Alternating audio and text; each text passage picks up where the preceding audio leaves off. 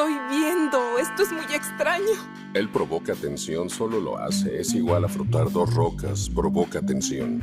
De verdad le gustan las fábricas y las mujeres desnudas. Las películas de David operan según la lógica de los sueños, son como poesía. Puedes reconocer sus películas desde los créditos sin siquiera leer su nombre.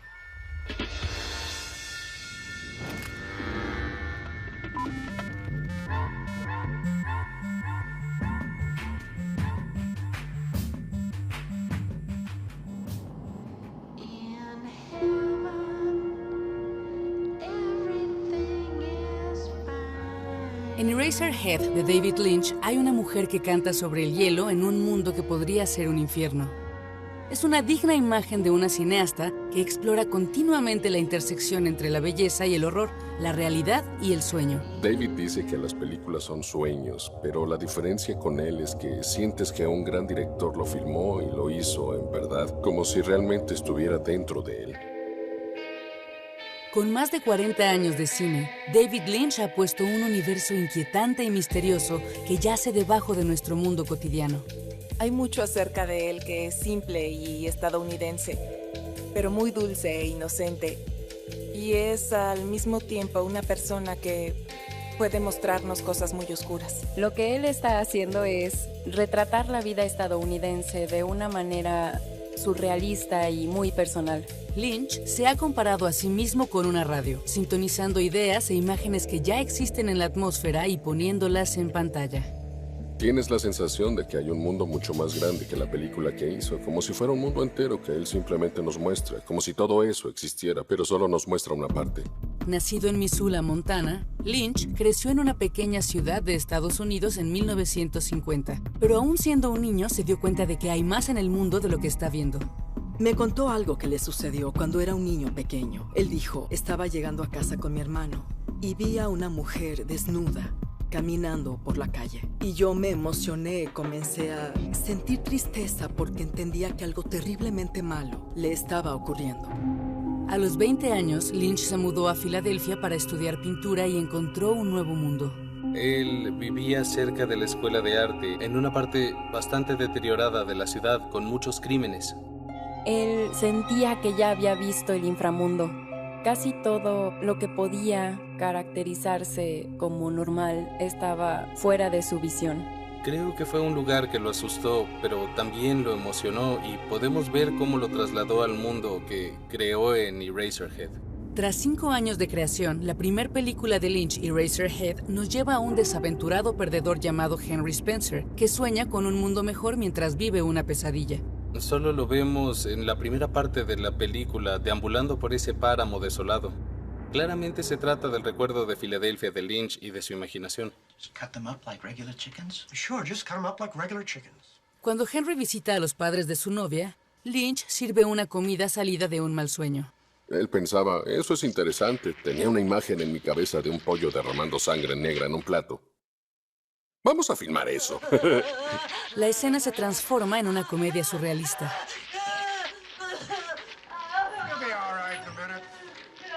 Ese es el momento en Eraserhead en que las personas se dan cuenta que están viendo una comedia. Es una comedia romántica, es una película de terror. Es todo ese tipo de cosas extrañas, pero un poco retorcidas. La pesadilla de Henry se intensifica cuando se entera que engendró a una criatura deforme y mutante.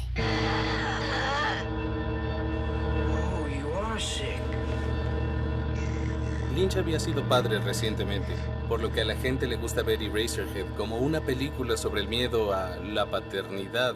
Definitivamente es una película sobre el miedo y la ansiedad, que son emociones lynchianas muy primarias. Me impresionó bastante la originalidad. Tal vez no tiene sentido, y sin embargo comprendes completamente a estos jóvenes confrontados con la paternidad. La responsabilidad, las expectativas y cómo todo se convierte en ese monstruo que aparece algunas veces. Eraserhead es tan extraña que parece condenada a la oscuridad, pero se convirtió en un gran éxito en el circuito de películas de medianoche. Las extrañas casas de cine de arte muestran Eraserhead a la medianoche para ir a verla. La encontré hilarante.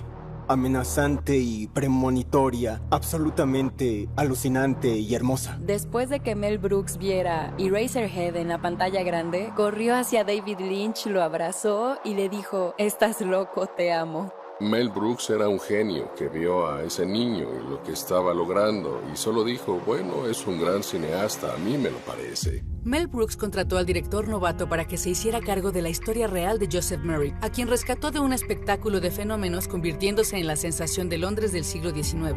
Al igual que con Eraserhead, creo que el miedo es una emoción clave aquí. La configuración de la película es realmente efectiva. No se ve la cara del hombre elefante, excepto en la sombra durante la primera media hora de la película. Y en el momento en que lo ves, es como este instante en el que lo ve la enfermera.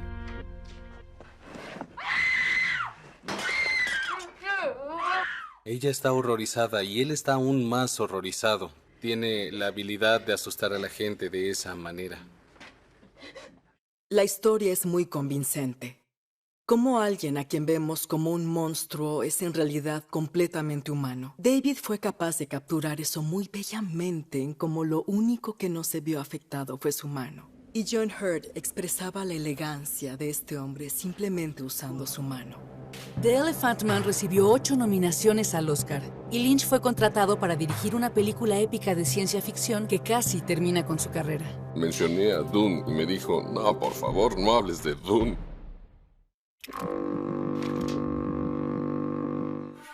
Dune era un proyecto imposible. Creo que estaba condenada desde el inicio. Dune estaba destinada a ser un éxito de taquilla similar a Star Wars. Esta épica escena de la batalla entre los rebeldes de Kyle MacLachlan y un tirano espacial muestra lo lejos que Lynch ha llegado desde sus comienzos independientes.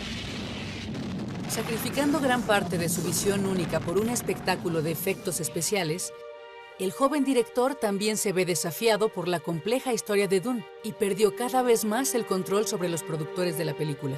En muchos sentidos no creo que Lynch sea un narrador natural y se sintió muy comprometido. Es el tipo de proyecto que no hubiera hecho más adelante en su carrera. Dune fue muy bombardeada por la crítica y la taquilla de la década, y Lynch juró que nunca más volvería a sacrificar su integridad artística. Para su próxima película recortó su salario a cambio de un corte final, dando como resultado una de las películas más aclamadas y ferozmente debatidas de la década de los 80. Cuando Blue Velvet salió fue como, ¿qué es esto? Ah, es una película demoledora, es realmente buena. En la secuencia inicial vemos un césped perfecto y hermoso y una cerca blanca. Ese es el marco de una superficie perfecta y de una vida perfecta. A primera vista es una visión utópica de la infancia de Lynch en la década de 1950. Él abarca el estado de ánimo y el ambiente. Es moderno, pero es pasado. Pueden ser los años 50, pero puede ser hoy. Esa secuencia inicial es una interpretación muy literal de cómo se siente acerca de los lugares donde creció. Lynch reveló rápidamente sus dudas sobre el sueño americano. Vemos a un hombre mayor regando su césped y luego comienza a colapsar. Sientes que puede ocurrir una muerte o un desastre sin importar cuán pintoresca y bella sea la escena. Luego la cámara se inclina hacia el césped y todo lo que ves son horribles insectos. El inquietante interior de esta ciudad perfecta es revelado a Jeffrey, un detective aficionado interpretado por Kyle MacLachlan cuando se esconde en el armario de un cantante local. El personaje que interpreté es Dorothy Valance. Ella es sobre todo una víctima de la violencia. Hay una escena donde aparece el personaje interpretado por Dennis Hopper, donde él llega y ella tiene una especie de violación ritualista. Hello, baby. Shut up! It's Daddy, you shithead. Where's my bourbon? Es una violación inusual, pero sin embargo es una violación. Comprendes que esta mujer o bien es una víctima, o es una sadomasoquista, o ella misma es una delincuente. Nada de esto está claro, pero estaba claro en la mente de David, aunque él no está dispuesto a contar esta historia, llena de misterio y oscuridad. Hit me! No! No! Get away! Get away from my bed! Get away!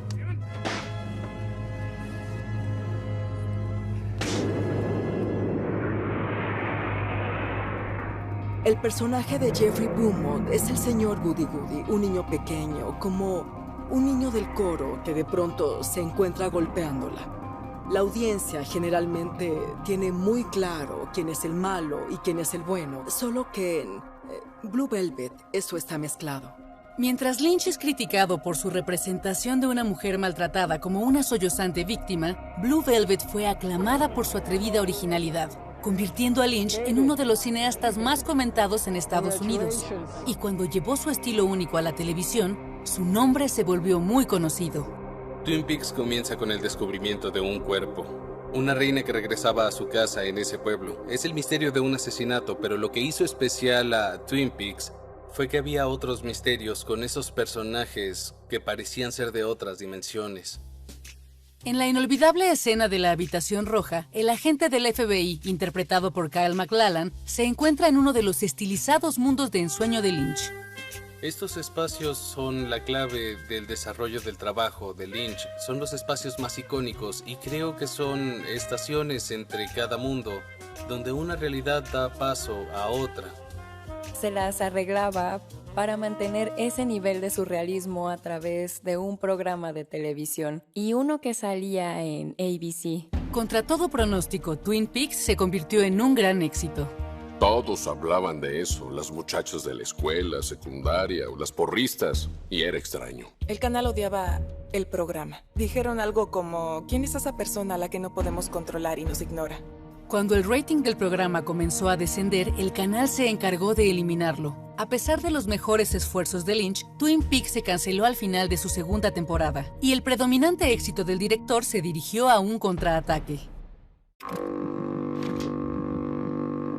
Es un gran virtuoso, un maestro cineasta que filma la locura dentro de su propia cabeza, y eso es algo que se agradece.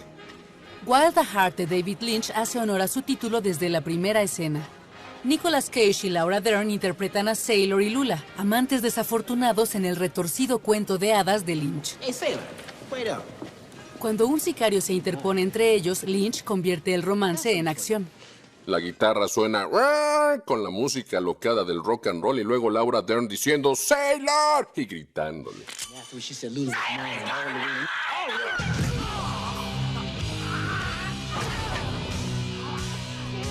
La violencia, la guitarra, sus gritos y su lápiz labial.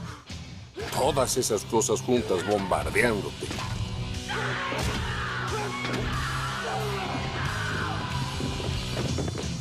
Recuerdo haber visto eso y solo decir, ¡Dios! Esto es el paraíso.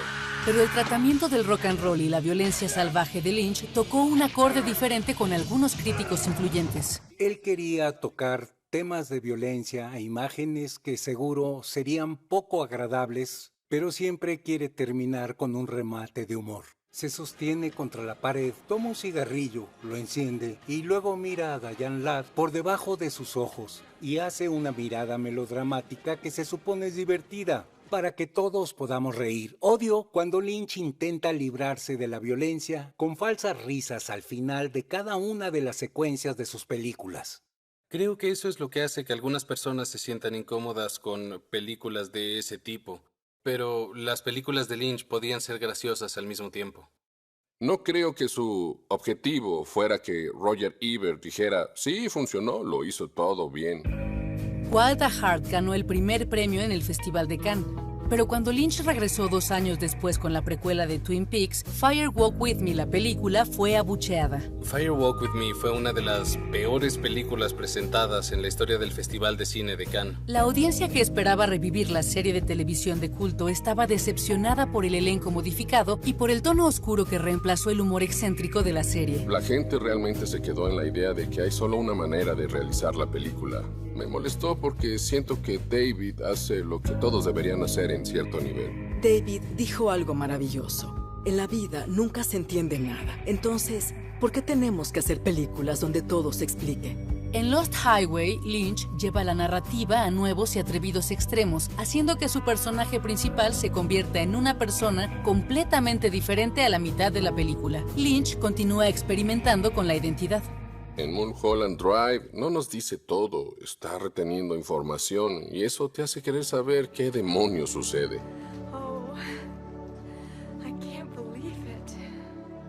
En Mulholland Drive, Naomi Watts interpreta a Betty, una chica de una pequeña ciudad que llega a Hollywood para cumplir sus sueños de estrellato. Ves toda la fantasía de sí misma como una joven idealista, despierta y de buen corazón. Pero esta familiar premisa pronto da paso a una oscura alegoría sobre la ambición, los celos y el odio.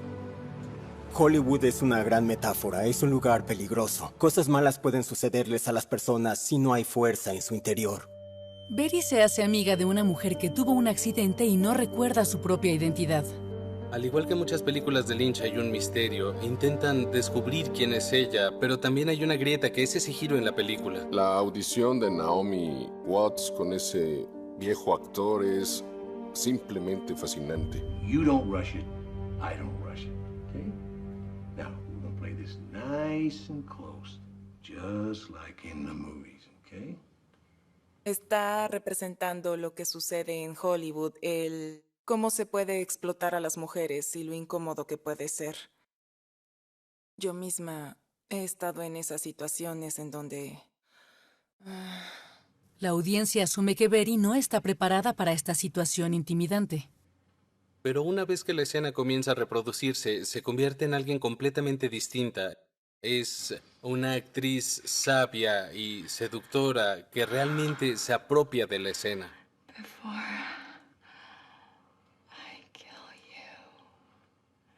Al final de la audición, la inocencia y asombro de Betty es reemplazada por un seductor alter ego.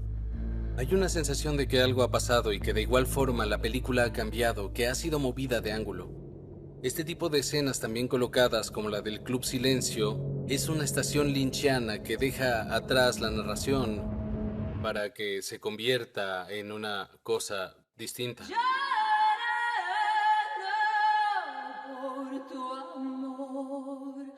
Betty y Rita ven a esa mujer que canta la versión en español de una canción de Roy Orbison. Ella se derrumba, pero la música continúa. Son todos los sentimientos, son sentimientos efusivos. Él solo está compartiendo su subconsciente con todos. Es un pasaje sobre una ilusión que se derrumba y que también se revela. Las actuaciones en Mulholland Drive son tan buenas que, pase lo que pase, la película te atrapa porque hay emociones reales que le dan vida y te involucras con los personajes. La película recibió excelentes críticas. The number 5 movie on my list is Mulholland Drive by David Lynch. I haven't been a fan of many of his films, but this one fascinated me from beginning to end. Lynch estaba de vuelta en el radar de Hollywood, pero su próximo proyecto salió completamente de lo establecido. Lo más importante de Inland Empire fue que es una película que hizo de la misma manera que Eraserhead, más o menos. Él no tenía una historia, la inventaron a medida que avanzaban. Con tomas alternas por primera vez en video digital, Lynch hizo una película de arte experimental de 3 horas protagonizada por Laura Dern como una actriz de Hollywood que entra y sale de múltiples realidades. Is there a murder in your film? Lynch grabó en una cámara comercial, agregando una cualidad onírica a la escena. No, I think you are wrong about that. No. Brutal fucking murder. Utiliza el video de una manera casi pictórica y le gusta que pueda ver los píxeles. Se siente atraído por las texturas y las distorsiones de la imagen. El bajo costo del video libera al director de las limitaciones de una producción de Hollywood. No había un itinerario para él, era como, oye, ¿por qué no vienes en la noche y hacemos un par de escenas? Varios críticos importantes consideran que Inland Empire es una de las mejores películas de la década, pero Lynch decidió centrarse en otro tipo de trabajos, como música, cortometrajes y pintura. Su éxito como director ha creado una gran sombra en él como pintor. Y de hecho, si ves las pinturas de David Lynch, entiendes sus películas. Las pinturas tienen la misma oscuridad, el mismo humor y también la misma ingenuidad. Se preocupa mucho por su trabajo, es muy importante para él, es muy detallista en cualquier cosa. Lynch presta su extrovertida personalidad a la serie de comedia Louis, interpretando al veterano de televisión Jack Doll. Jack Doll era un hombre que intentaba enseñar algo, pero no tenía la paciencia de tolerar que no lo entendieran.